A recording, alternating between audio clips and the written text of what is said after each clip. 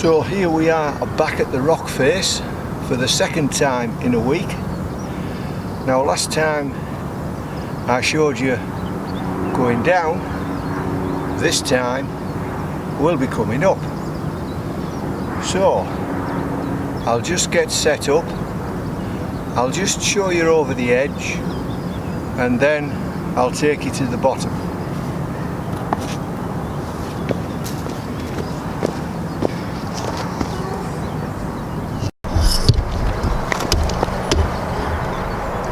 Okay, so you can see the rope there going over the edge, and we're at the same overhang, and there we go. It's not a long drop down there. You wouldn't want to fall down, but it's not more than about 25 feet.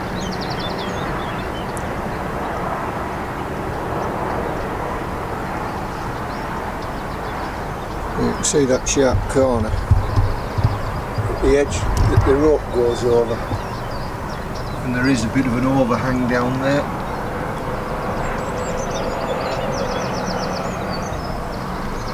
Anyway, unfortunately we're the wrong side of the sun here, but it's just gone 5:30, so the sun's just peeking up over these rocks and shining down on Teesside.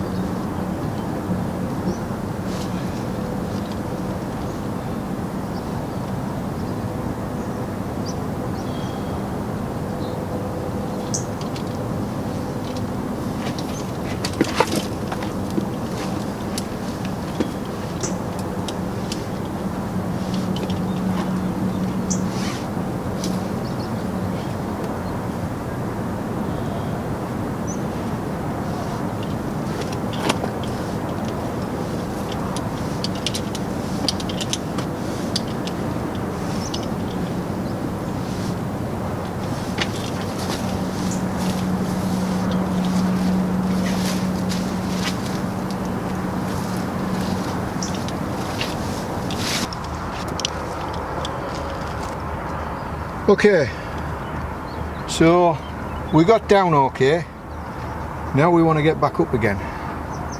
What do we need for that? Well, first of all, we need a short prusik, and I'm going to put it on the rope exactly the same as you tie your ridge line in bushcraft. 3 wraps.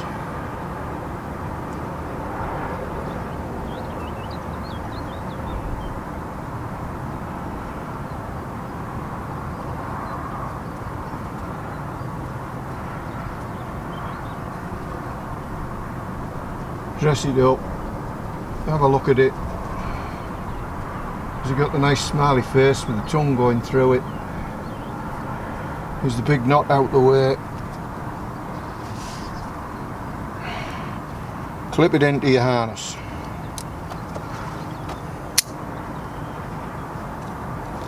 Okay, so I'm now on the rope and this should hold my weight.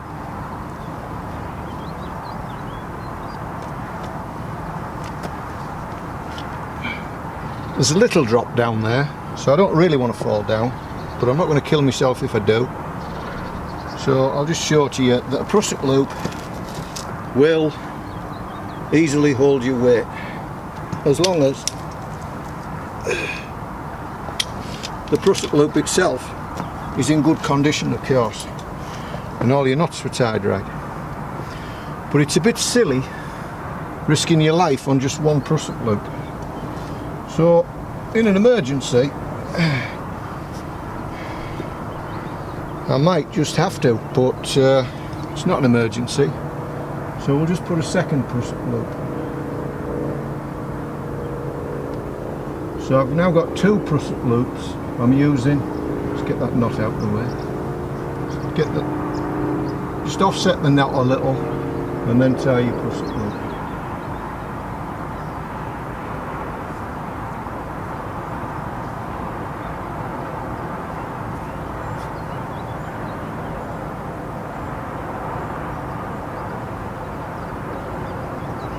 Okay, so we now have 2 prusik loops, and I'm just going to clip them into the same carabiner, and I'm just clipping them straight through the loop as well. There are a lot of improvements that could be made to this technique, but this is just basics, very basics. See, these loops, when they're slack, can move around in the carabiner, and they could potentially cross-load the carabiner. So as I'm climbing and putting weight on this carabiner, I shall just keep checking all the time that it's not cross-loaded. Right, so I've got 2 prusik loops on there, but they're both doing essentially the same job, which is just supporting me in my harness. So we're not going to get up the rope like this. So what we need is a 3rd prusik loop, a longer prusik loop, and that goes below these other 2. Same again, prusik knot, around 3 times, loop through, dress it up a bit, make it look nice, just so as you can, if you dress the knot up, it being a bit scraggy is not going to seriously impact on its efficiency, but it means you can tell that it is tied correctly, and in a lot of cases it will be loaded more evenly. So they're going to start looking a bit raggy once you start using them, but if you dress them up to start off with, then at least you can look at them and see them and just check that they are on there. So now with this 3rd prusik loop I've put on, which is a lot longer and below the other 2, I can now put my foot in that, so I'm sure you can see where this is going already. So with my foot in that prusik loop now, I can stand up on that. I'll just move it up a wee bit further. I can now stand on that. Now this is a bit tricky because you're balancing on one foot, and you might be moving around and spinning around because you might actually be on an overhang, which actually we are. So now I can move up my harness prusiks, my 2 harness prusiks, and I'm just checking that that carabiner is loaded in the right way, and now I can sit on the harness and my legs free. So now I can move this up. Now under load these prusiks tighten up, and it's sometimes a little bit difficult to get them moving, but just push the tongue through, the lees off, and just slide them up. Foot back in.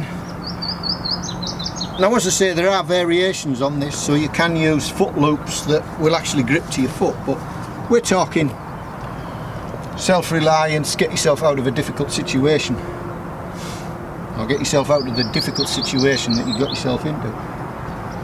So once again, stand up,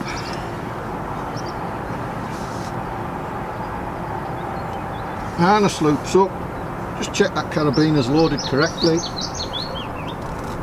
and it is reasonably tiring, so you can stop, dangle, rest, take in the view, and when you're ready, move on up, and we go.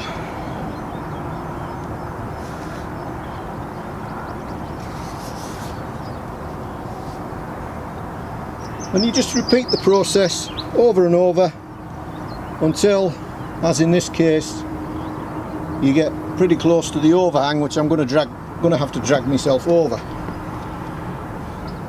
Not quite there yet.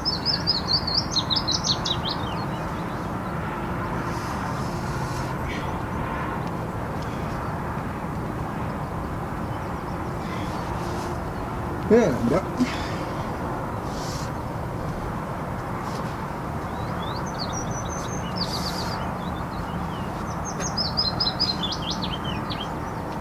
Couple more.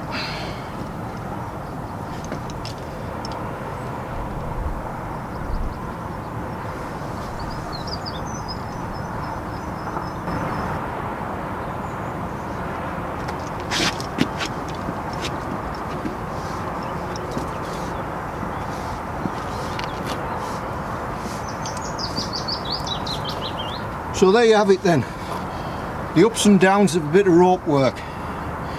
Now, there's a lot more equipment available to make life safer and easier, but this is not really about rock climbing. My interest mainly is bushcraft and self-reliance, but if you're out walking in certain areas, it is advantageous to have a bit of rope with you. And if you've got a bit of rope with you, it is advantageous to know how to use it, because if you need to use it in a real situation, that's not the time to be practicing. So if you do want to practice, I would suggest you find out where your local climbing wall is and give them a visit. They might not do the things that are relative to the situations we could find ourselves in if we're out hill walking and the mist comes down and you find yourself on a bit of a precipice, and if just you could get down there, or something's fallen off the edge and you need to go and retrieve it, or I don't know, any number of scenarios. But be sensible. Try not to get beyond your capabilities. Try and consider when things are getting beyond your capabilities, especially when you're tired, you're hungry, you're maybe a bit frightened or worried. That's when things do go wrong. Or overcomplacency. Rock climbing, for example. How many rock climbers have fallen to their deaths because they were so complacent about abseiling, they thought they were tied on and they weren't tied on. Or they did something daft like abseil off the end of the rope, which is why it's always a good idea, unless you're absolutely 100% positive that you're not going to come off the end of the rope. You should always tie a knot in it. Now then, talking of safety, there's one thing I did miss out. On this ass end we put 2 Prusiks on the harness, just in case one failed. A backup, if you like. If one of them failed, we still had the other. But there is something else you can do if you only had two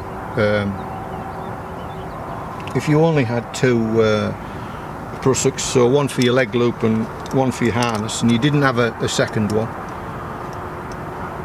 What you can do is, if you've got another carabiner, if you haven't, you can do it other ways, but what you can do is you can take the end of the rope and you can put a clove hitch in it.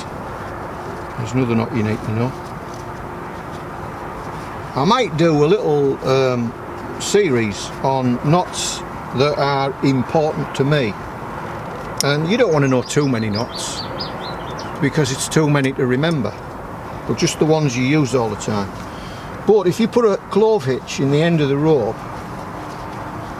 then, and as you travel up the rope, you move that clove hitch, take the slack out the rope, then if for some reason your Prusiks do fail, you can only fall the slack of the rope.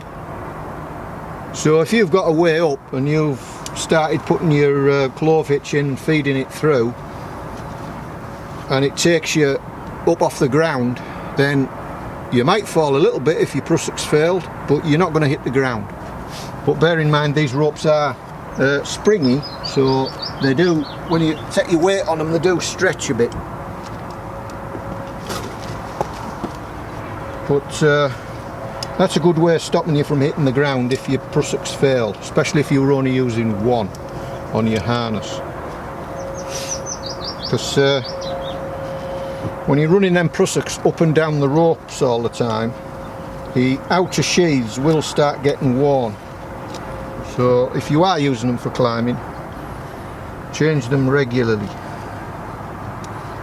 Because the most strength of the rope is in the core, and the outer sheath is a protection, but it's a good indicator of when things need changing out. Anyway, it's turning into a nice day, so I'll have a little pootle around up here and then I'll make my way back home. So thanks again for watching, and I know some of you will have concerns about dangerous activities, but life is dangerous. Crossing the road is dangerous. It's knowing what is dangerous. So stay safe, and I'll catch you in a week or so.